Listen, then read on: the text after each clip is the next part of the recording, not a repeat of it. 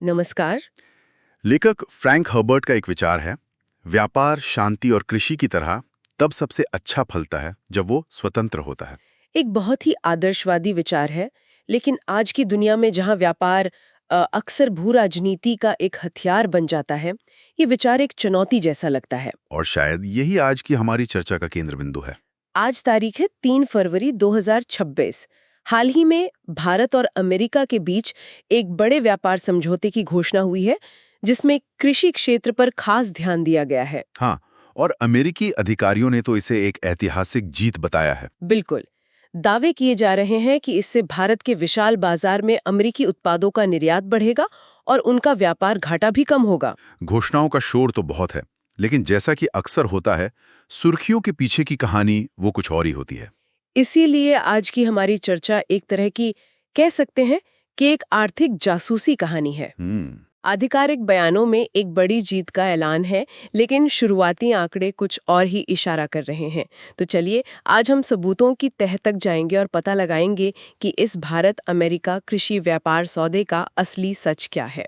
और हमारी इस पूरी पड़ताल का आधार है इंडियन एक्सप्रेस में प्रकाशित एक बहुत ही विस्तृत विश्लेषण। तो आज का हमारा मिशन क्या है? आज का हमारा मिशन यही है कि हम ये समझें कि आधिकारिक बयान क्या हैं, जमीनी आंकड़े क्या कहानी कह रहे हैं, और मतलब इस पूरी व्यापारिक शतरंज की बिसात पर दोनों देशों खासकर भारत के कृषि क्षेत्र के लिए इसके क्या मायने हैं। और हाँ, ये विश्लेषण यूपीएससी की मुख्य परीक्षा के लिहाज से जीएस पेपर 2 और 3 दोनों के लिए बहुत महत्वपूर्ण हो सकता है। चलिए तो इस जासूसी की शुरुआत करते हैं मुख्य दावों से।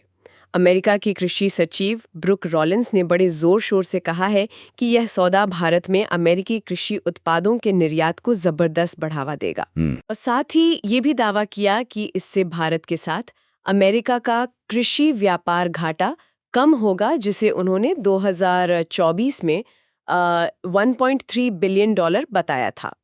और ये सिर्फ एक अधिकारी का बयान नहीं था, इसके तुरंत बाद व्हाइट हाउस से भी एक बड़ा बयान आया। हाँ, अमेरिकी राष्ट्रपति डोनाल्ड ट्रंप ने कहा है कि भारत अमेरिकी आयातों पर लगे टैरिफ और गैर टैरिफ बाधाओं को शून्य तक कम करने के लिए आगे बढ़ेगा। शून्य तक, ये बहुत बड़ा दावा है। और सिर्फ इतना ही नहीं, उन्होंने ये भी कहा कि भारत 500 बिलियन डॉलर से अधिक के अमेरिकी उत्पाद खरीदेगा। ये तो बहुत बड़े और मतलब दूरगामी प्रभाव वाले दावे लग रहे हैं। यहीं पर मैं आपको रोकना चाहूंगी। टैरिफ तो हम समझते हैं, यानी आयात पर लगने वाला टैक्स, लेकिन ये गैर टैरिफ बाधाएं क्या होती हैं? क्या ये किसी तरह के नियम या क्वालिटी स्टैंडर्ड होते हैं? आपने बिल्कुल सही पकड़ा। गैर टैरिफ बाधाएं मतलब वो अदृश्य दीवारें होती हैं जो टैक्स के अलावा किसी और रूप में आयात को रोकती हैं। अच्छा। जैसे ये नियम बना देना कि आयातित सेब एक खास आकार का ही होना चाहिए, या किसी खाद्य उत्पाद में कीटनाशक की मात्रा हमारे मानकों के हिसाब से शून्य होनी चाहिए, भले ही वैश्विक मानक कुछ और हों। ओके। या फिर जैसे भारत का एक नियम है कि हम उन्हीं देशों से डेयरी उत्पाद लेंगे जहां जानवरों को सिर्फ शाकाहारी चारा खिलाया जाता है। ये सब गैर टैरिफ बाधाओं के उदाहरण हैं, और अक्सर ये टैरिफ से भी ज्यादा असरदार होती हैं। समझ गई। तो अमेरिका चाहता है कि भारत ये सभी बाधाएं हटा दे। दूसरी तरफ भारत का क्या कहना है? भारत का रुख थोड़ा रक्षात्मक और सतर्क है। भारत के वाणिज्य मंत्री पीयूष गोयल का कहना है कि भारत ने इस व्यापार सौदे में अपने संवेदनशील कृषि और डेयरी क्षेत्रों के हितों की पूरी तरह से रक्षा की है। ये तो दिलचस्प है। एक तरफ अमेरिका कह रहा है कि भारत सब कुछ खोल रहा है, और दूसरी तरफ भारत कह रहा है कि हमने अपने हितों की रक्षा की है। ये दोनों बातें एक साथ सच कैसे हो सकती हैं? यहीं पर इस सौदे का सारा रहस्य छिपा है, और इसी वजह से कुछ बहुत बड़े सवाल अनसुलझे रह जाते हैं। जैसे कि स्रोत के विश्लेषण के अनुसार ये अभी तक साफ नहीं है कि क्या भारत ने वाकई अमेरिकी मक्का, इथेनॉल और सोयाबीन के लिए बाजार खोल दिया है, या फिर जेनेटिकली मॉडिफाइड यानी जीएम उत्पादों और उन खास डेयरी उत्पादों के आयात पर लगे प्रतिबंधों में ढील दी है जिनकी मांग अमेरिका सालों से कर रहा है। ये इस बातचीत के सबसे संवेदनशील और विवादास्पद मुद्दे रहे हैं। ठीक है, ये तो हुई दावों और बयानों की बात, लेकिन कहते हैं कि आंकड़े झूठ नहीं बोलते। बिल्कुल। तो चलिए देखते हैं कि जमीनी हकीकत क्या है, और यहीं से हमारी कहानी एक अप्रत्याशित मोड़ लेती है।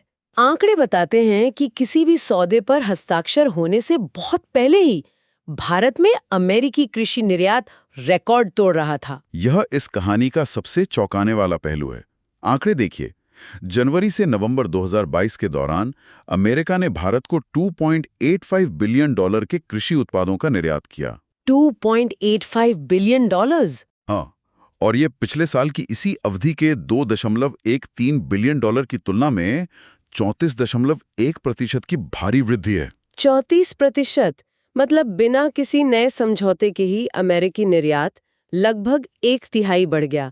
इसका तो सीधा मतलब ये हुआ कि जो माहौल बनाया जा रहा है कि इस सौदे से निर्यात बढ़ेगा, वो तो असल कहानी से बिल्कुल अलग है। एकदम। निर्यात तो पहले से ही रॉकेट की तरह बढ़ रहा था और अनुमान यह है कि पूरे 2025 का कुल निर्यात $3.1 बिलियन को भी पार कर जाएगा, जो अब तक का सबसे ज्यादा होगा।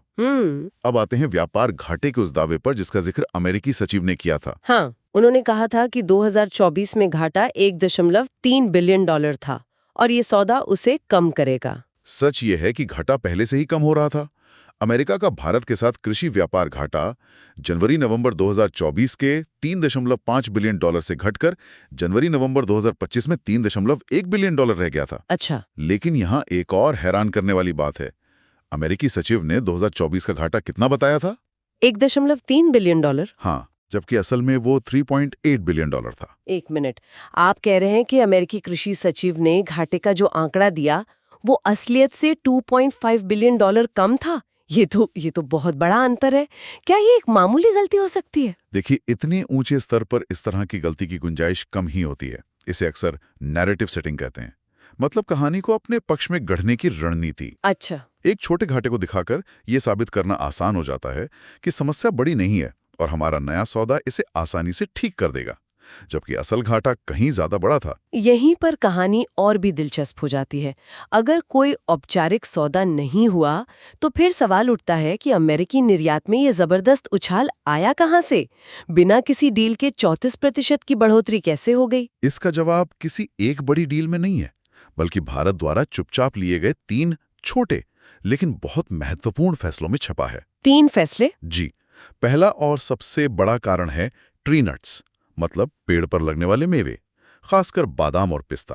अच्छा, तो मेवों का इसमें बड़ा हाथ है। बहुत बड़ा। कैलिफोर्निया के बादाम उत्पादकों के लिए भारत दुनिया के सबसे बड़े बाजारों में से एक है।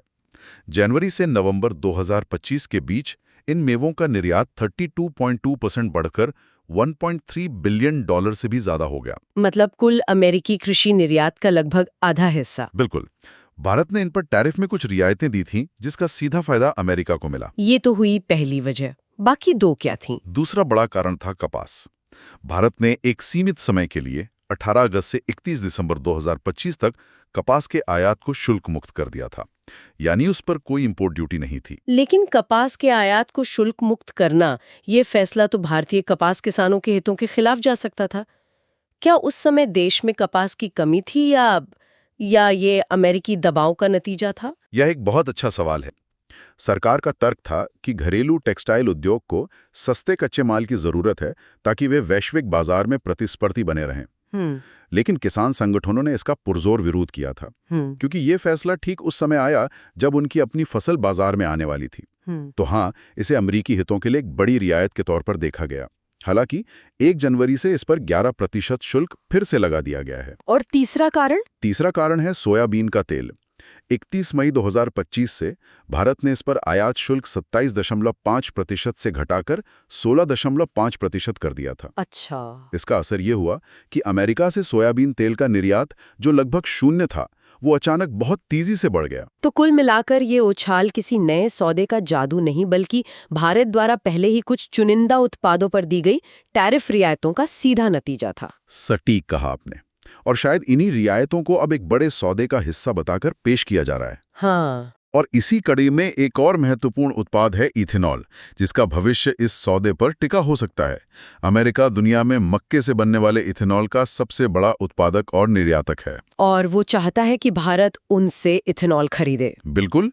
अमेरिका बहुत समय से भारत पर दबाव बना रहा है कि वो पेट्रोल और डीजल में मिलाने के लिए इथेनॉल का आयात खोले। लेकिन भारत इसका विरोध क्यों कर रहा है? जैव ईंधन तो पर्यावरण के लिए अच्छा है। अच्छा है, लेकिन सवाल यह है कि ये जैव ईंधन आएगा कहां से? इसे ऐसे समझिए, बताइए। भारत सरकार अपने किसानों से कह रही है कि आप गन्ने, मक्के और चावल से घर का शरबत बनाइए, हम उसे अच्छी कीमत पर खरीदकर पेट्रोल में मिलाएंगे। इससे किसानों की आय भी बढ़ेगी और तेल आयात पर निर्भरता भी कम होगी। ठीक है। और तभी अमेरिका बाहर से सस्ते कोका कोला का पूरा ट्रक लेकर आ जाए और कहे कि इसे मिला लीजिए, ये सस्ता पड़ेगा। जाहिर है घर का शरबत कौन खरीदेगा? बिल्कुल, यही डर सरकार को है। अगर अमेरिका से सस्ता इथेनॉल आयात होने लगा तो भारत का पूरा जैव ईंधन कार्यक्रम और उस पर निर्भर लाखों किसानों का भविष्य वो खतरे में पड़ सकता है। ये तो हुई अमेरिकी निर्यात की कहानी, जिसमें दावे बड़े थे लेकिन हकीकत कुछ और निकली। अब सिक्के का दूसरा पहलू देखते हैं। जी, अमेरिका को होने वाले भारतीय कृषि निर्यात का क्या हाल है? क्या वहां भी ऐसी ही बढ़ोतरी देखने को मिली? नहीं, बिल्कुल नहीं। तस्वीर इसके ठीक उलट है, बल्कि काफी चिंताजनक है। चिंताजनक? हाँ, जनवरी से नवंबर 2005 के दौरान अमेरिका को होने वाले भारत के कृषि निर्यात में सिर्फ 5.1% की मामूली वृद्धि हुई। और ये जो थोड़ी बहुत वृद्धि है वो भी ज्यादातर साल की पहली छमाही में हुई थी। और दूसरी छमाही में? साल का दूसरा हिस्सा भारतीय निर्यातकों के लिए एक बुरे सपने जैसा था। ऐसा क्या हुआ? इसका मुख्य कारण था ट्रंप प्रशासन द्वारा भारतीय उत्पादों पर लगाया गया 50% का भारी भरकम टैरिफ। 50%? एक मिनट, 50%? ये तो व्यापार को रोकने जैसा ही है। ये किस आधार पर लगाया गया था? ये एक बहुत ही जटिल और विवादास्पद कदम था। इसमें दो हिस्से थे। एक 25% का पारस्परिक शुल्क, जिसका तर्क था कि भारत अमेरिकी उत्पादों पर जितना शुल्क लगाता है हम भी उतना ही लगाएंगे। और दूसरा? और दूसरा, उससे भी ज्यादा विवादास्पद 25% की पेनल्टी थी जो भारत द्वारा रूसी तेल आयात करने से जुड़ी थी। एक मिनट, रूसी तेल आयात से इसका क्या संबंध था?